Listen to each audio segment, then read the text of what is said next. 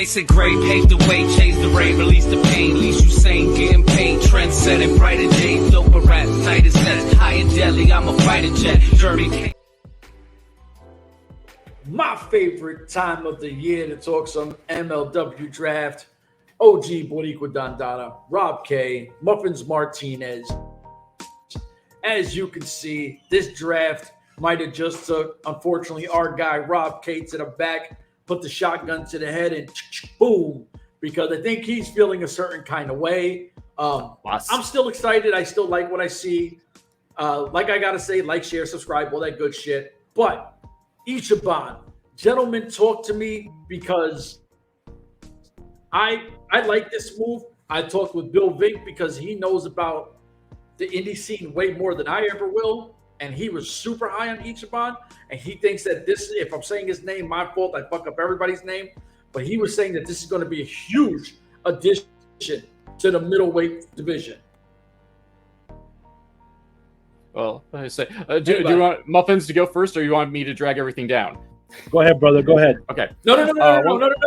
Let's not have him drag everything. You know what? Yeah. You drag it down, Muffins. You save it. I'll bring it back up. And on a positive note, once again, I will preface this with nothing against the talent. Ichiban is number one, or at least traditionally. I'm going to go. I will out myself as I don't know a whole lot about this here, gentlemen. But anytime we can bring fresh blood into the promotion with a little bit of hype to them, it's going to be a great thing for the company.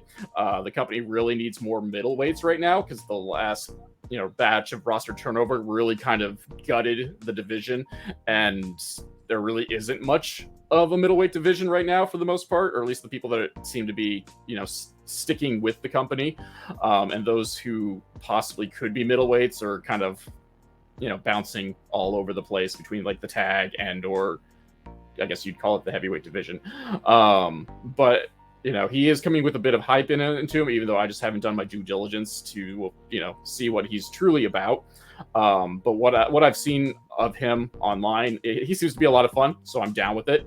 However, the bad news is once again, MLW has drafted someone they have given a graphic to and announced for a show. The man has technically already made his debut for the company, just not on screen. But we've drafted him. Great.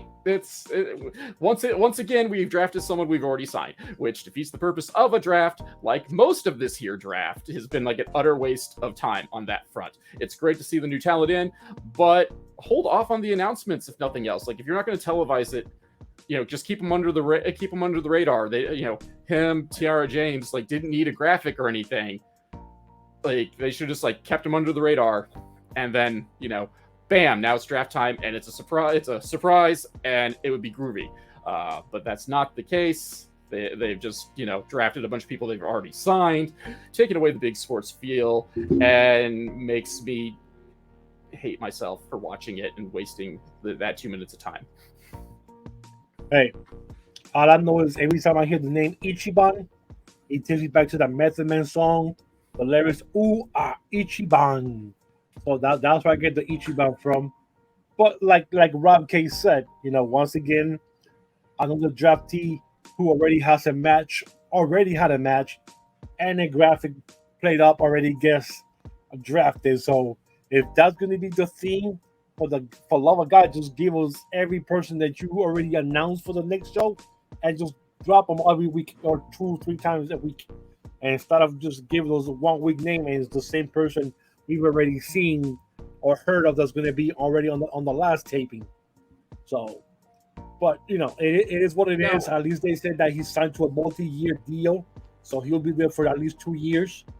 He's exciting. He's another masked man luchador. He's a high flyer, which means there's going to be bodies flying all over the place on the ring. I love high flyers. Hey, anything with a mask, I'm down.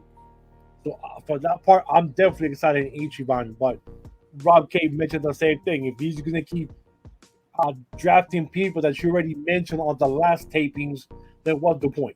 Don't even mention, don't do no more draft anymore, if that's going to be the case. Well, so you know how like the NBA has the G League that you can have guys that aren't signed to your team?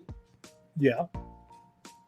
Okay, so what if this is like that, and when they sign to your team, it's basically a version of that where we're using it as a draft instead of just a signing to do it where we didn't have them before, and they've kind of played around in our system. But they've already gotten a graphic and an announcement that they're showing up for these tapings as rosters. Like the world of independent wrestling is entirely different than most sports leagues because there's really no one unified force that kind of controls almost every facet of the sport. So really, like, unless you are like the WWE, who has your own style per se that you can train up, a company like MLW really is just only an indie with a better set of production values. So therefore, a proper tryout is basically whatever tape that's sent in or whatever, scouting that you do for it. Like you don't need to have a tryout in an MLW ring because, most of the folks are one and done anyway. And two, you, especially if you're taping in New York or Philly, like you can go, across town or heck, even in the same venue to see what that person's all about and how they react with the local crowds. And then how many wrestling fans actually know what the G League is anyways in sports? So and how many of those G Leaguers get like a proper graphic for the team before they get actually signed by the team? Well, once again, let's go to Philly down there at the ECW arena and ask all the wrestling fans, okay, Ryz, who here knows what the G League is? Anybody know what a draft is in the G League? Anybody know? Just 5 of you guys? Okay. So right there, it tells you not many people know what the hell a G League thing is and stuff like that. But once again, like Rob K said, man, if you already have somebody who already made your debut on your show at a prior taping and now you're going to sign them now, you're making a big deal out of nothing, I guess. But, I guess we can argue about it. But I mean, just after a while, it kind of gets tired. Oh, somebody else who's already been here before. Yeah, if nothing else, again, just don't announce, have them fly under the radar. You don't have to do, the whole graphic and, Love Dog is debuting at Never Say Never. Just keep it under the radar. You don't have to say anything out loud and let the spoilers deal with it, because I don't know how many people actually deal with MLW spoilers. Like, honestly, I kind of luckily avoid most of them. So, a Love Dog draft pick would have surprised me if they didn't already announce him for a 6-person scramble match at the Fusion tapings surrounding Never Say Never. And then you have the first draft pick. Holy shit, that was an awesome draft pick because nobody knew. Yeah, him and Cardona, Blackwood and Cardona. Holy shit, all right, yeah, wow. And then everybody else, they've already been in the MLW. So it's just like, give me somebody new that has not been in the company or has to wrestle anywhere near MLW. Then I'll be excited. Now that's a draft pick right there. All right. So we were supposed to put it on a high. You kind of faltered back into Rob's freaking direction. But Rob K does have a point when it comes to the draft. Sometimes I make sense. Yeah. Sometimes, exactly. Sometimes the best analyst in the world makes sense here. If it makes it better, I can put the hat back on. And now I'm crazy and no one wants to listen to me. He has a hat on, so yeah, he actually sounds smart today. So. All right. So you know what? We got one more to drop on them. Hit the motherfucking music. We out of here. Deuce. We out of here. We're back like we never left.